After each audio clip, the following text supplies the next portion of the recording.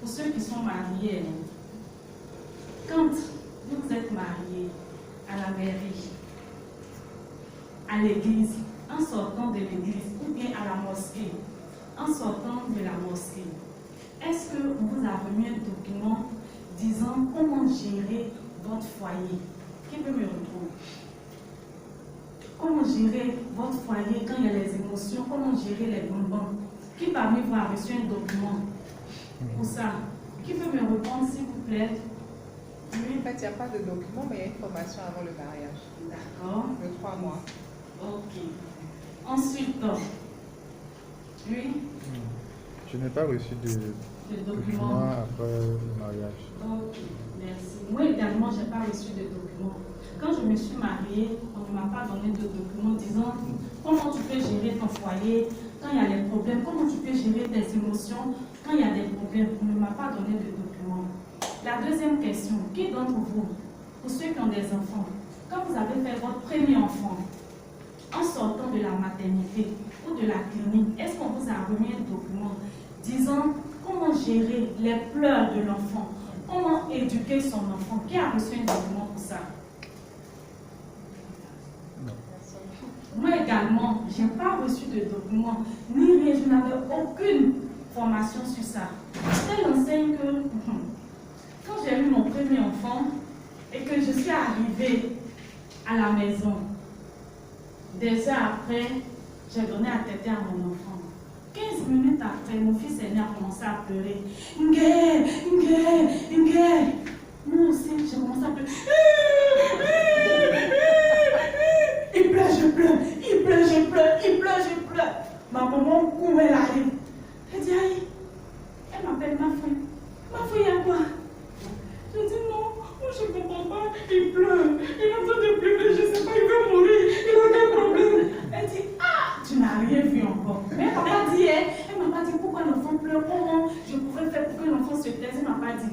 Ma dame de compagnie qui avait sa soeur qui était là aussi, elle dit, ah là, ça c'est le premier bébé. Et c'est comme ça qu'on grandit. On ne nous donne pas de formation. On ne nous apprend pas comment faire les choses. Et du coup, quand on est marié, voici comment on fait comme nos parents. Soit on copie sur nos amis.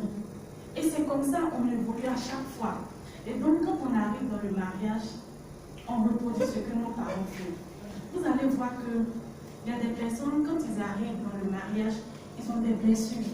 Soit par exemple, tu étais dans une famille recomposée. Tu étais dans une famille où ton papa a pris une nouvelle femme. Ou bien ta maman s'est remariée. Et donc, l'éducation que tu reçois là-bas, quand tu grandis, soit si on t'a maltraité, quand tu étais enfant, tu étais dans une famille recomposée. Une fois que tu es marié, si ton mari a des enfants, ou bien ta femme a des enfants, tu ne veux pas voir les enfants de ton mari. Parce que tu as reçu des blessures. Et cette blessure-là, elle n'est pas guérie. Et donc, tu reproduis ça dans ton foyer.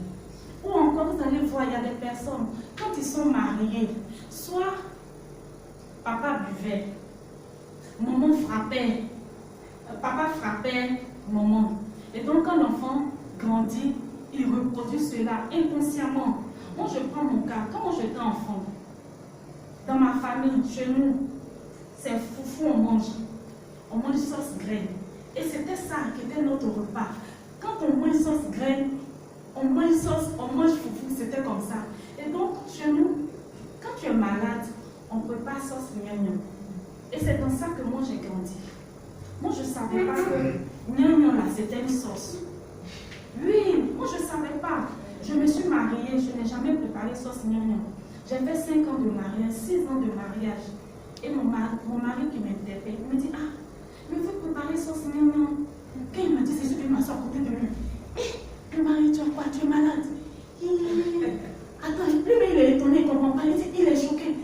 Il m'a dit, j'ai besoin de préparer sauce gnagnon. Je me dis, non, que je suis malade. Il dit, mais comment ça? Mais chez nous, là, quand on était enfant, quand notre maman prépare sauce gnagnon comme ça, là, c'est que tu es malade. Non, je suppose que toi aussi, tu es malade.